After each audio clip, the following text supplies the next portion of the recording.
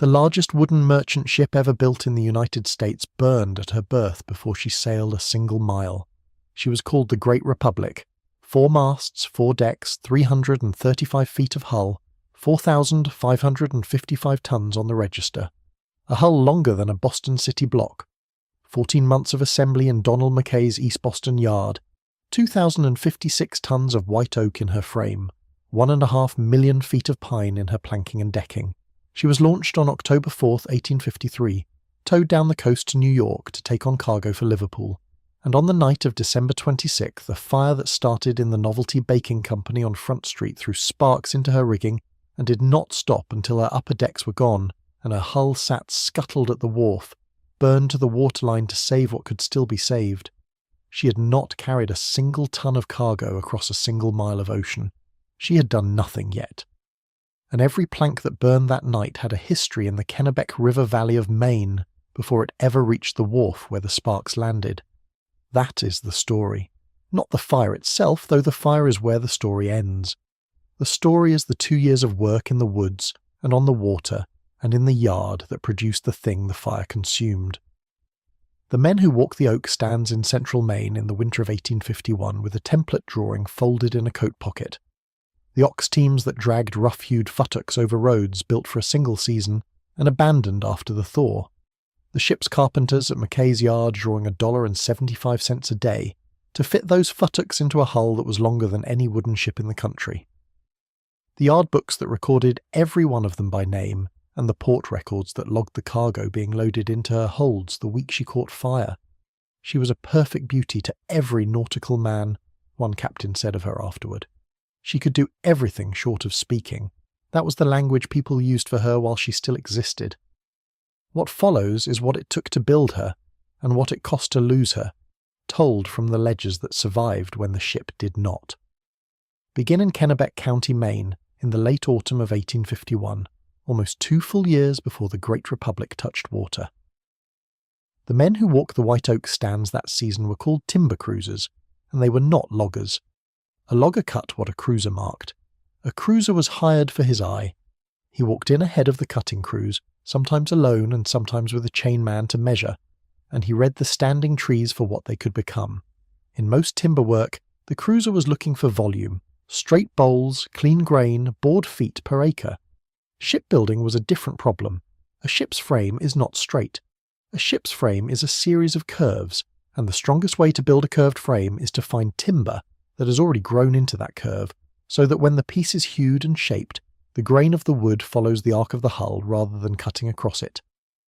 A futtock sawn from a straight trunk would split under a working sea. A futtock hewed from a naturally curved oak, its grain bending with the shape of the ship, would hold.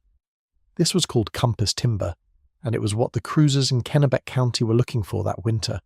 They were working from templates.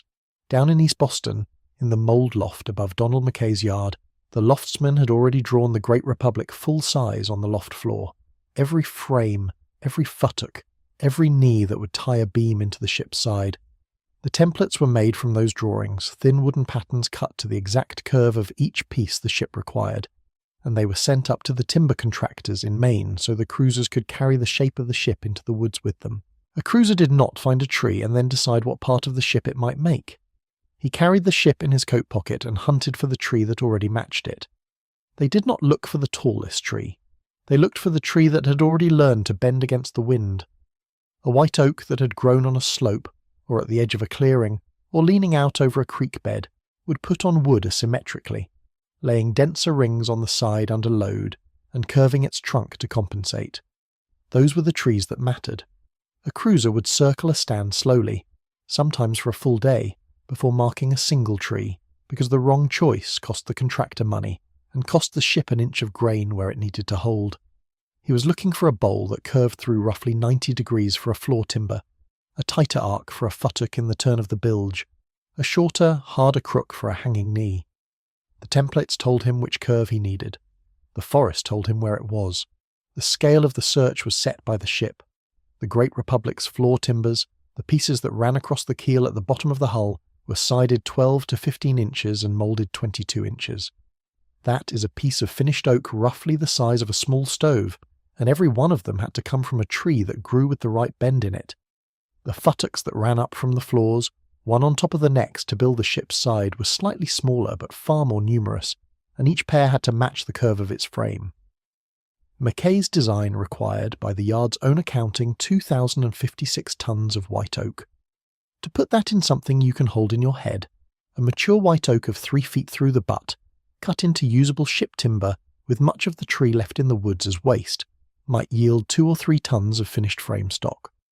The Great Republic ate a forest, not metaphorically. The cruisers walked through hundreds of trees to mark the ones that could become her. The contracting was done through Boston agents who worked the Kennebec Valley on Mackay's behalf, and the correspondence traces back through the yard's supplier records to the contractors who held the selection rights on the Kennebec stands. The specific names in that chain lie in the yard books and in the Kennebec County Registry of Deeds, where the teamster contracts and county road warrants for the winter's hauling were filed, and they are the paper trail this story follows. A ship of this size was not ordered out of a catalogue. It was assembled tree by tree by men who signed contracts in county courthouses in a river valley 350 miles from the wharf where the ship would eventually burn. The cruiser marked his trees with a hatchet, a blaze cut into the bark on the uphill side, a numbered chit sometimes nailed into the blaze, so that when the cutting crews came through in the deeper cold of January and February, they would know which trees to take and, more importantly, which to leave. In a stand of 200 oaks, a cruiser might mark 12. The rest were the wrong shape or the wrong size, or carried rot in the crotch, or grew in a place the ox teams could not reach. The cost of a wrong mark was not just the wasted tree, it was the wasted haul, because everything a crew cut had to be pulled out of the woods, and the road to pull it out on had not yet been built. The roads came next. Not roads in any surviving sense. Winter roads. Cut through the woods in November and December once the ground had frozen hard enough to hold weight, but before the deep snow made the work impossible. Laid out to connect the marked cutting grounds to the nearest landing on the Kennebec River, where the timber could be stacked on the bank to wait for spring drive or, more often, for shipbuilding stock, loaded onto sleds and hauled directly down to Bath or Gardiner for shipment by coaster to Boston. The roads were surveyed by the teamsters themselves, sometimes under warrant from the county selectmen, sometimes on private timberland where the contractor's arrangement with the landowner covered right of passage. They followed the contours of the land, dropping through draws, skirting the steepest pitches, because a loaded sled coming down a grade too fast would run up on the oxen and break their legs. Once the route was chosen, the road was built. Snow-packed and iced with water hauled from the nearest brook, poured across the surface in the deepest cold so it froze into a smooth glaze the sled runners could slide on. Corduroy laid across low wet places where the ground had not frozen through, small logs set crosswise so the road could carry a load without sinking. Where the road crossed a stream, a simple bridge of skid logs, sometimes reinforced with ice piled and packed until it held. These roads were built for one winter. When the thaw came in March or April, they melted back into the forest floor, the corduroy rotting into the soil, the packed snow gone in a week, and by summer there was nothing to show a road had ever run there, except a scar in the leaf mould. The next winter, if the cutting moved, the road moved with it. The trees came down in that same cold. The felling of white oak for ship timber was not the volume work of the pine woods. In the pine camps upriver, a crew was measured by the board feet it put on the landing in a day, and speed was the whole game. In an oak cutting for compass timber, speed was a hazard. A curved oak that split when it hit the ground was not a futtock anymore, it was firewood. The cutters worked slower and thought harder about every tree. The undercut was made first. On the side the tree was meant to fall. A wedge of wood chopped or sawn out of the trunk, about a quarter of the way through, angled downward so the tree would hinge on it as it went over. On a 3-foot oak this took the better part of an hour, sometimes longer if the wood was frozen hard and the axe bounced. 2 men working a crosscut saw would then start the back cut, driving in from the opposite face of the tree, feeding the long saw back and forth between them in the rhythm that gave the tool its name. As the cut deepened, they drove steel wedges into the kerf behind the saw, tapping them in with the flat of a maul. 1 wedge, and then the next, 6 wedges in a heavy cut, each one pressed a little further to lift the tree against the hinge and force it to fall exactly where the undercut aimed. The wedges did 2 things. They kept the saw from binding as the weight of the tree closed the kerf behind the blade, and they controlled the direction of the fall to within a few degrees, so the tree came down on ground the crew had chosen, cleared of stumps and stones and standing timber that would break the trunk on impact. A compass oak that fell across a rock could crack along its curve and lose half its usable length. The crew laid brush and small trimmings on the fall line to cushion the landing, and the cutter who called the fall watched the crown for the first movement, listening for the crack of the fibres letting go, and shouted the men clear. When the tree came down, it hit with a sound that carried through a mile of frozen woods. Then the woods went quiet again, and the trimmers moved in with axes to take off the limbs, and the cutters started sizing the trunk into the length the templates called for. A single oak might yield 1 floor timber and 2 futtocks. It might yield only a single knee. Much of the tree was left where it fell, because compass timber is defined by what part of the tree it comes from, and any part of the trunk that did not match a template was waste. Waste in the woods, not waste on the ship. Every piece that reached the ship's frame had been chosen twice, once by the cruiser standing under the tree and once by the cutter standing over it. Then the oxen came in. An ox team hauling ship timber in the Maine woods in the 1850s was 2 animals yoked at the neck, sometimes 4 for the heaviest pieces, pulling a sled loaded with rough-hewed futtocks and floor timbers over the iced road toward the river landing. The animals worked in matched pairs, trained together from calves, one on the near side and one on the off, driven by a teamster who walked beside them with a goad and gave commands by voice, gee and haw, whoa, back. An ox team did not have reins. It had a man's voice and a man's rhythm, and a good teamster and a good pair of oxen could work a full day in weather that would have killed a horse. The loads were staggering. A hewed futtock of ship white oak wet with sap might weigh a ton on its own. A floor timber double that. A full sled load could run 4 or 5 tons, and on the icy downgrades the teamster's problem was not pulling the load but holding it back, riding the drag chains hooked to the runners, keeping the sled from overrunning the animals. On the uphills the oxen leaned into the yoke and pulled at a pace slower than a man walks. In the deepest cold February, when the sun rose late and set at 4 in the afternoon, a team might make 2 trips a day between the cutting grounds and the landing. In a poor stretch of weather, 1. The teamsters worked on contract. Their names sit in the Kennebec County Registry alongside the road warrants, and their pay was reckoned by the load or by the day depending on the arrangement, with rates set by the season and by the distance of the haul. The specific contracts for the Great Republic's timber lie in that paper, and the yard books at the other end of the chain record what Mackay paid for the delivered oak at the wharf in East Boston. Between those 2 ledgers, County Register and Yard Book, sat the actual work. The animals in the traces, the men beside them, the frost on the yokes, the resin bleeding out of the fresh cuts and freezing on the surface of the sled runners. White oak in the winter woods is a particular substance. It is dense, close-grained, heavy with sap even in December, and it does not give up its moisture easily. A pine timber, felled in winter and stacked to season, will lose most of its water in a year. White oak takes 3, sometimes 4, and even then the heartwood holds moisture that a saw cut will bring to the surface as a damp sheen. It is a wood that resists rot, resists worm, resists the working stress of a ship's frame in a heavy sea, and it does all of that because it holds on to what is inside it. Resin, sap, the oils that give the wood its colour and its smell. That density is what makes it the right timber for a ship. It is also what makes it burn the way it burned in New York in December of 1853. A frame of half-seasoned white oak, still holding its resins 2 years after the tree came down, laced with pine planking that had never been at sea long enough to weather, coated in tar and oakum and paint, standing at a wharf next to a bakery. The fire found what the forest had put into the wood. But that is 14 months and 350 miles further on in the story. At the Kennebec landings, through the winter of 1851 and 1852, the futtocks and floor timbers came out of the woods a load at a time and were stacked on the riverbank above the ice line. The stacks grew through January and February. By March, when the river was still locked but the days were lengthening, the piles at the larger landings were the size of small barns.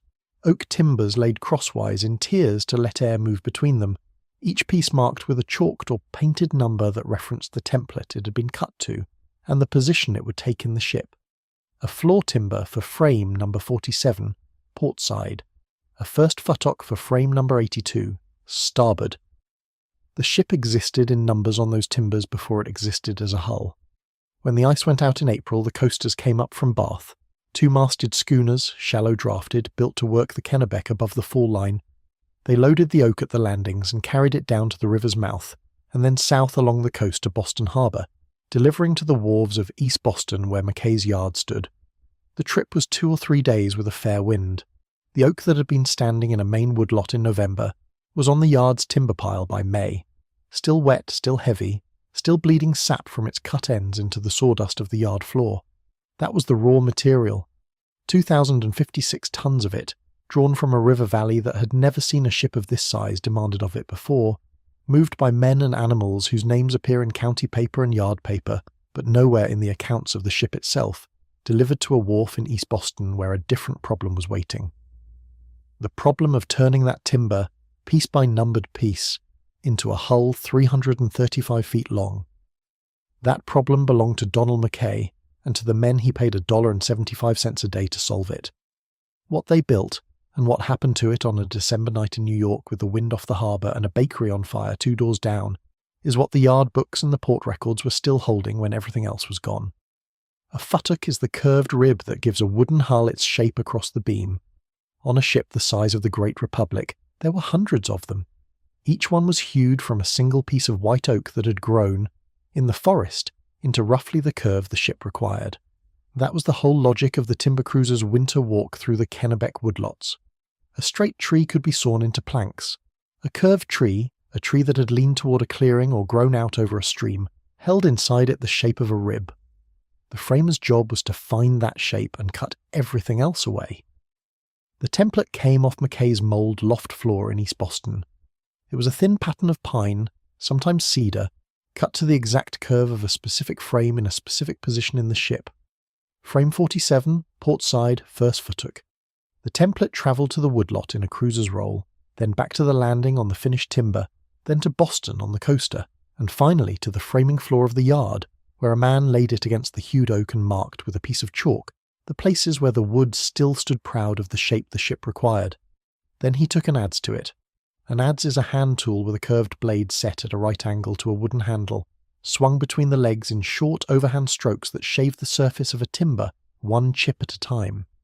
A good adzeman working white oak takes off a chip the size of a playing card with each stroke, and he can bring a timber down to a chalked line within a 1/16 of an inch across a face 6 feet long. The chips fell in a pile between his boots. By the end of a day the pile was up to his knees, and the timber, if he had judged correctly, was a futtock. He did not always judge correctly. The oak once opened did not always show what the outside had promised. A tree that had looked from the outside like a clean curve sometimes carried in its heartwood a shake.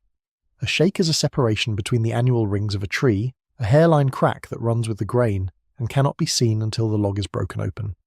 In a plank it is a defect the sawyer trims around. In a futtock it is the end of the piece. A shake through the belly of a rib will open under the working stress of a hull at sea, and no fastening will hold the timber together across it. The framer, finding a shake, set the piece aside. It became firewood, or dunnage, or was cut down to a smaller piece for a smaller ship, and the template went back on the pile to wait for another log. The rot was worse. White oak resists rot better than most timbers, but a tree that had stood dead for a season before it was felled, or that had grown in wet ground with its roots in standing water, sometimes carried a soft place in its heart that the cruiser had not caught, a brown stain, a punkiness under the adze. That timber too was set aside, and the sound wood carried in its grain the wandering lines of every year the tree had lived, a knot where a branch had been, a twist where the tree had grown around an obstacle. Any of these in the wrong place on a futtock could disqualify the piece. The framer's chalk moved across the surface of the wood, and the pile of rejected timbers at the edge of the yard grew a little each day. This is what the yard books record on one side of the ledger, and what the ship itself records on the other. The delivery manifests show 2,056 tons of white oak, received at the East Boston Yard between the spring of 1852 and the summer of 1853. The finished hull carried, in its frames and knees and floors, some fraction of that tonnage. The rest was chips, offcuts, shakes, rot, and the pieces that had come out of the woods looking like ribs and had turned out, on the framing floor, to be firewood. The exact ratio is not recorded to a decimal in any surviving book. It never was. Yard accounting in the 1850s tracked what came in the gate and what left it in the finished ship, and the difference was understood to be waste in a way that did not require further breakdown. Historians who have gone back through the Mackay papers and the contemporary yard practice at other Boston builders estimate the loss at somewhere between a quarter and a third of the delivered timber. On a ship that required 2,056 tons of oak in her frames, that means 500 to 700 tons of Kennebec white oak was cut, hauled, floated, and shipped to East Boston in order to be turned into chips on a framing floor. Every ton of that waste carried the same labour behind it as every ton of oak that made it into the ship. The cruiser who marked it in November, the chopper who felled it in January, the hewer who squared it at the stump, the teamster who hauled it to the landing behind 6 oxen on an iced road, the coaster crew who loaded it at Bath and unloaded it at East Boston. All of them paid, all of them named somewhere in some paper, all of them working toward a piece of wood that a framer in Boston looked at, marked with a piece of chalk and set aside. The gap between the delivered log and the finished frame is the first honest measure of what the Great Republic cost before Mackay's carpenters ever raised the first bent. It is a cost that did not appear on any bill of materials because it was not a thing anyone had bought.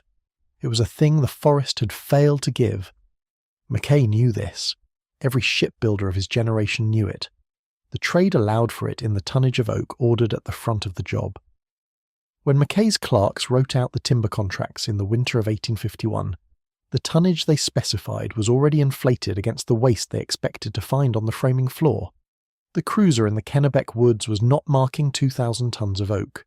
He was marking closer to 3. The extra was the price of building in a natural material whose useful shapes could not be manufactured, only discovered.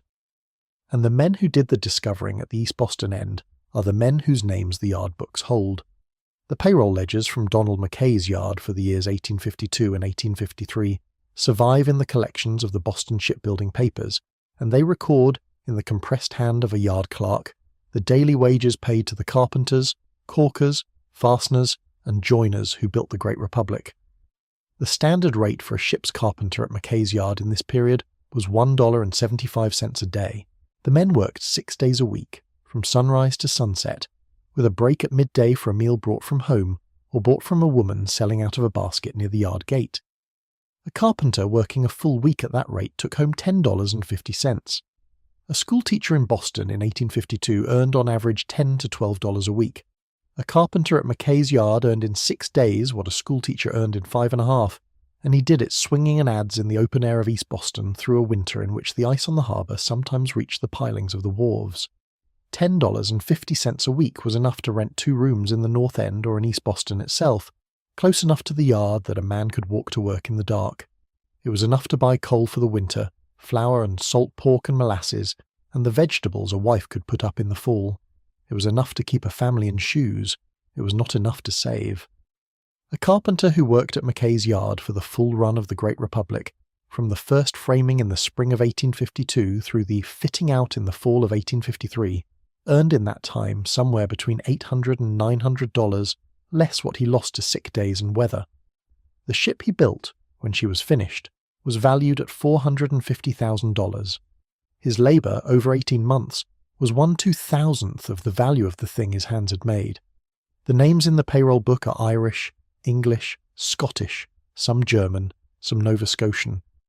East Boston in the 1850s was a shipbuilding town whose labour came off the boats that had brought the immigrants of the famine years and the years after. Mackay himself was a Nova Scotian, born on the north shore of the province, come to New York as a young man and to Boston as a master builder. His yard hired the men who could do the work, and the work required hands that had been trained to it, often in the yards of Nova Scotia or the north of England before their owners crossed the water. A carpenter at Mackay's yard in 1852 might have served his apprenticeship in Aberdeen, or in Pictou or in Bath, Maine, and arrived in East Boston with a chest of tools that was worth more than a month's wages, and represented in its planes and chisels and augers the accumulated skill of a working life. The frames of the Great Republic went up in units the yard called bents. A bent was a full transverse frame of the ship, from the keel to the top of the hull, assembled on the framing floor as a single flat unit. Each bent was made up of a floor timber at the bottom, sitting across the keel, and then a series of futtocks stacked on top of it, each one overlapping the one below, running up the curve of the hull to the top timber that would eventually support the deck. The pieces were fastened together with iron drift bolts driven through pre-bored holes, and with wooden tree nails, oak pegs 1.25 inches in diameter, driven into holes bored slightly undersized so that the peg swelled against the wood and locked itself in place. A single bent, fully assembled, might weigh 6 or 7 tons and contain a dozen separate pieces of Kennebec oak, each one hewed to a template, each one numbered, each one fitted to the pieces above and below it with a chisel and a mallet until the joint closed without daylight. The bent was raised by a combination of block and tackle rigged to a set of shear legs, wooden poles lashed together at the top and set at an angle over the keel, and by the massed pull of every man in the yard who could take a line. A bent going up was an event. The clerk stopped writing. The joiners came out of the mould loft. The blacksmiths came out of the forge with their leather aprons still on. The lines were laid out along the ground, the men took their places, and on the call of the yard foreman they walked the bent up off the framing floor and into the vertical, where a crew waiting on the keel guided its foot into the notch, cut to receive it, and drove the first drift bolts through the floor timber into the keelson. The hull raising took 1/4 hour. Then the shear legs were shifted and the next bent was walked up. There were on the Great Republic more than 100 bents. The framing went on through the summer of 1852 and into the fall, and by the winter of that year the ship stood on the ways as a skeleton of Kennebec oak, her frames closed at the top by the deck beams, her shape defined but her sides still open to the weather. The planking began in the spring of 1853, when the pine that had come down from the north woods was worked into strakes and hung along the outside of the frames. Each plank steamed in the yard steam box until it could be bent to the curve of the hull, then clamped in place and fastened with tree nails driven from the outside through the plank and the futtock behind it. A plank on the Great Republic ran 70 feet in a single length, 4 inches thick, weighing several hundred pounds. It took a gang of 8 men to hang one, working from staging that had been rigged along the side of the hull, the plank held against the frame by wooden clamps called clams, while the borers drilled the treenail holes and the drivers set the pegs. The caulkers came behind the planking gang. A caulker's work was to drive oakum, unwound and greased hemp fibre, into the seam between 2 planks, and then to pay the seam over with pitch that had been heated in a pot at the foot of the staging until it flowed. The oakum went into the seam with a caulking iron and a wooden mallet. The mallet swung in a rhythm that filled the yard from morning to night through the summer of 1853, a steady percussion that carried across the harbour to the wharves of Boston proper. A caulker at Mackay's yard was paid the same rate as a carpenter, $1.75 a day, and he earned it by the sound of his mallet and the tightness of the seam behind him. A seam poorly caulked would open in the working of the ship at sea and let water into the hull. A seam properly caulked would hold for the life of the ship. The caulkers went over every seam of the Great Republic, above and below the waterline, through the spring and summer of 1853, and by the fall the hull was tight. The launch was set first for the 4th of September, which was Mackay's birthday. He had launched the Flying Cloud on his birthday 2 years earlier, and there was a superstition, or a preference, that a builder's ship should take the water on the day he had taken the world. The timber had not cooperated. The last of the Kennebec oak, the pieces for the upper works and the stern framing, had come late out of the woods and later off the coasters, and the framing on the after end of the ship ran behind schedule through August.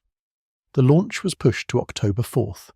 On that day, at high water in East Boston, with a crowd estimated in the papers at somewhere between 30 and 50,000 people packed onto the wharves and the roofs of the buildings around the yard, the Great Republic slid down the ways and took the water. Longfellow was among the men who watched her go. He wrote of a ship's launch that she starts, she moves, she seems to feel the thrill of life along her keel. He was not writing about the Great Republic in particular, but he could have been. She was towed off the ways and into the harbour, and moored, and the fitting out began. The lower masts, each of them a single pine stick more than 100 feet long, were stepped through the deck onto the keelson. The standing rigging was set up, the shrouds tarred and served, the yards crossed. The final payments in the yard books running through October and into November of 1853 record the men being paid off as their work ended. The carpenters first, then the joiners, then the last of the fasteners. By the middle of November, the ship was ready to leave Boston. She was towed to New York in the last week of November to load for Liverpool. The Boston Custom House records the tonnage and the destination. The New York papers noted her arrival at the East River wharves, where she was warped in against a pier on Front Street and made fast for loading. Her cargo, drawn from the manifests filed with the New York Collector, included cotton in the lower hold, spirits in barrels, and flour in sacks, provisioned for the run to Liverpool and from there for the Australian trade that Mackay had built her to dominate. The loading went on through December. The lower hold filled first, the cotton stowed tight against the ceiling planking, the barrels of spirits went in above, the flour in sacks went into the between decks. Standing at her berth on Front Street in the second half of December 1853, the Great Republic was a concentration of specific and combustible things. 2,000 tons of oak still holding the resins of a Maine forest 2 years after the trees had come down. 1.5 million board feet of pine, sheathed in tar, caulked with pitch, painted above the waterline, rigging of tarred hemp running from her decks to the tops of masts that stood 200 feet above the wharf. Below her decks, cotton, spirits, and flour. The cotton bales, compressed for shipping, were dense enough to smoulder for days before showing flame. The spirits were in wooden barrels sealed with pitch. The flour in sacks would burn like tinder if a spark reached it. All of this sat at a working commercial wharf, close packed against other vessels, backed by warehouses and coopers' yards and 2 doors up Front Street, a bakery whose ovens ran through the night. The men who had built her were by then back in East Boston. The yard books show the last of them paid off in the first week of November. The ship had passed out of their hands into the hands of a delivery crew, a rigging gang, a stevedores company, a custom house clerk, and, in the end, into the hands of whoever was watching the wharf at night in the last week of December. Who that was and what happened in the building next to her is what the New York fire records were still holding when everything else was gone. The Novelty Baking Company, operated by Treadwell & Sons, occupied 242 Front Street. Its ovens ran through the night because bread was a morning commodity, and the city demanded it fresh. The building was wood frame, packed close against the wharf structures on either side, and on the night of December 26, 1853, sometime near 1 o'clock in the morning of the 27th, something in those ovens or in the flue above them let go. The exact cause was never definitively established in the municipal record. What the record does establish is that sparks left the bakery and found the rigging of the Great Republic, moored fewer than 100 feet away. Tarred hemp ignites at a temperature well below that of burning wood. The standing rigging of a clipper ship is not a single rope, it's a web, hundreds of individual lines, each one coated in Stockholm tar for preservation against salt air, running from the rail to the tops of masts that stood on the Great Republic nearly 200 feet above the waterline. A spark that catches one shroud has a clear vertical path to every yard and every crosstree above it, and from the yards the sails hung in their gaskets, furled but not covered, canvas treated with linseed oil to resist mildew. The fire moved upward through that rigging the way fire moves through a chimney, which is exactly what a mast and its surrounding shrouds become when a flame is introduced at the base. The New York Times account, published later that morning, reported that firemen responded but could not reach the flames. The ship's freeboard, the distance from the waterline to her upper deck, was greater than any vessel then afloat in New York Harbor. The hand-pump engines of the city's fire companies could throw a stream perhaps 60 feet. The fire was burning 150 feet above the wharf. There was nothing a man standing on the dock could do to reach it. The burning rigging collapsed. Sections of tarred rope and blocks of lignum vitae and flaming canvas fell onto the deck below, and the deck was pine, and the pine was caulked with oakum and sealed with pitch, and so the decks caught. The Times reported it plainly. The masts of the Great Republic have fallen, and her upper deck is destroyed. Somewhere in those early morning hours a decision was made to scuttle the ship. The logic of that decision is straightforward, even if the record does not name the individual who gave the order. A wooden ship burning at a commercial wharf, surrounded by other vessels, backed by an entire waterfront district of frame warehouses, represents a threat that extends well beyond the ship itself. The Great Fire of New York in 1835 had started in exactly this kind of commercial district, and there were men alive in 1853 who remembered watching it burn. Scuttling means opening the seacocks or cutting through the hull below the waterline to let the harbour in, sinking the vessel at the berth, drowning the fire before it can spread. It's a calculated sacrifice. You destroy what remains of the ship's contents to save the hull and the surrounding port. They did it. The seacocks were opened. but the water at the Front Street berth was not deep enough. The Great Republic drew more than 20 feet fully loaded, and the tidal flats along the East River in that section of the waterfront were shallow. The hull settled into the mud before the water reached the upper decks where the fire was still burning. So the scuttling did not extinguish the fire. It drowned the lower hold, it flooded the cotton and the spirits and the flour, but the upper works continued to burn until there was nothing left to consume. The fourth deck, the one that had made her unique among merchant vessels, burned entirely. The masts, already fallen, burned to stumps at the partners where they passed through the deck. The joiner work, the accommodations, the cabin fittings, all of it was gone by morning.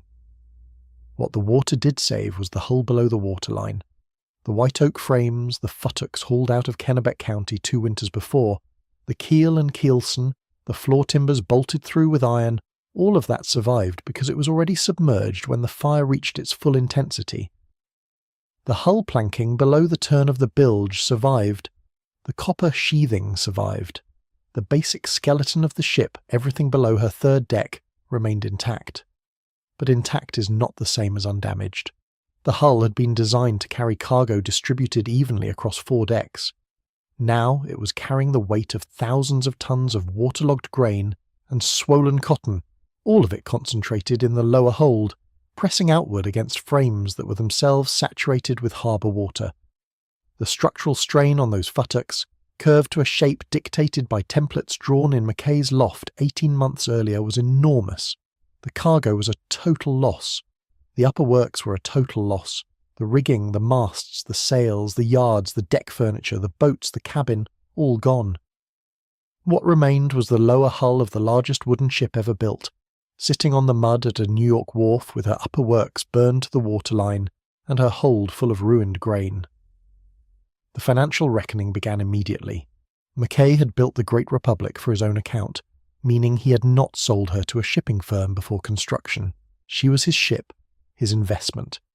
The cost to build her, as recorded in the yard books, was approximately $450,000.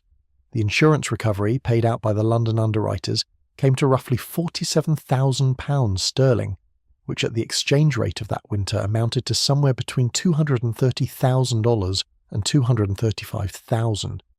The gap between those two numbers, something near $220,000, represented what the fire cost Donald Mackay directly. That gap was the labour of his carpenters at $1.75 a day. It was the timber they had shaped. It was the 14 months of yard time, the ox teams on the Kennebec roads, the river coasters, the pattern work in the mould loft. It was all of that, rendered into a dollar figure and subtracted from a man's account. Mackay did not rebuild her himself.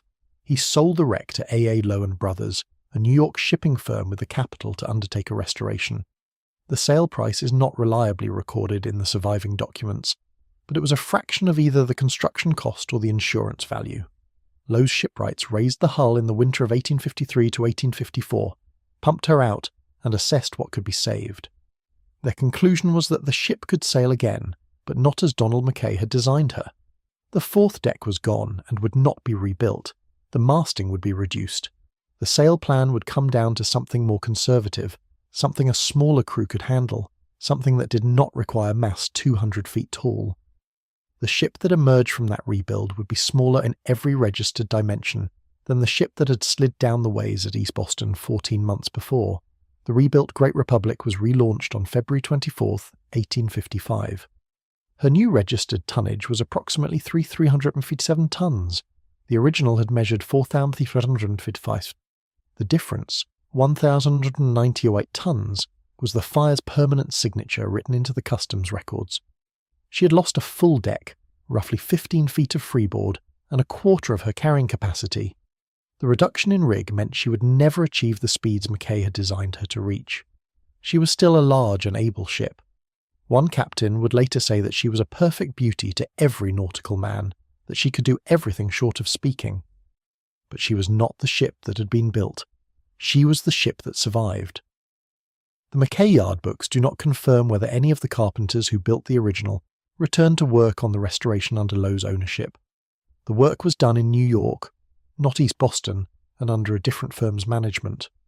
The men who had been paid off in November of 1853, The ship's carpenters earning $175 for a day that ran sunrise to sunset, 6 days a week, had finished their contract and scattered into other yards, other ships, other employment.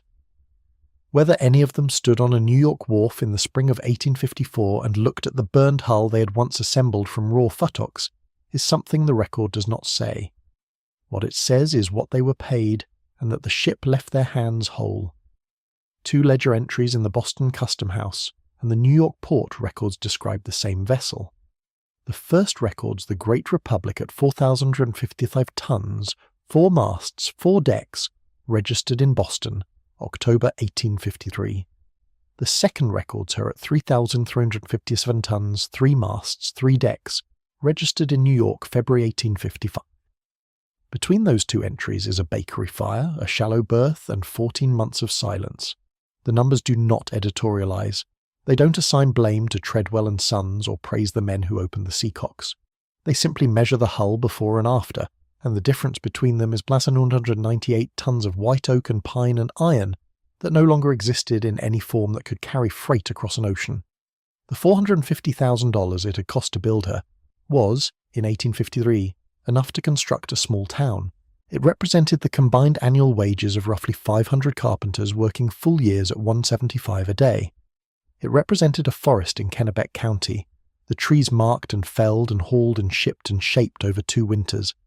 It represented the iron of 336.5 tons, forged into bolts and knees and braces, the copper of 56 tons rolled into sheathing and nailed below the waterline. All of that converted through labour into a single object moored at a wharf on Front Street, and then a portion of that object converted, through a spark from a bakery flue, into smoke and char and waterlogged wreckage. The insurance paid Mackay $230,000 to $235,000. His loss, the unrecovered remainder, was the equivalent of what every man in his yard had earned, collectively, over the entire 14 months of construction. The fire consumed their work but not their wages.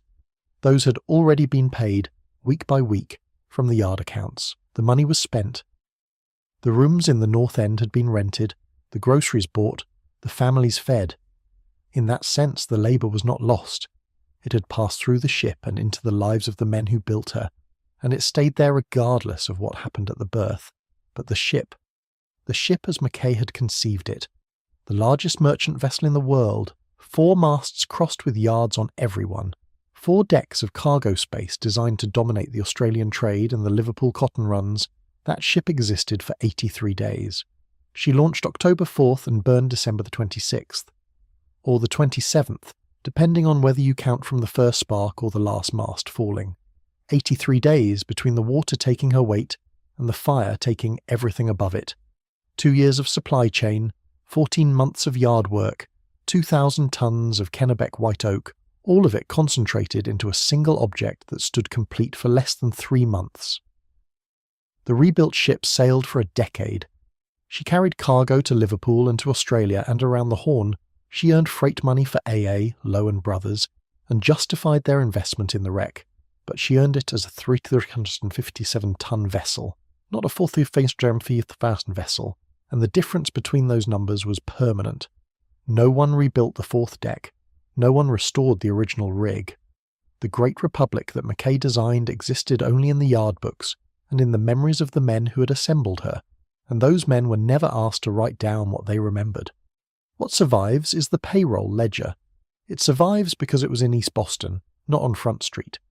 The names, the daily rates, the weeks worked, the total disbursed.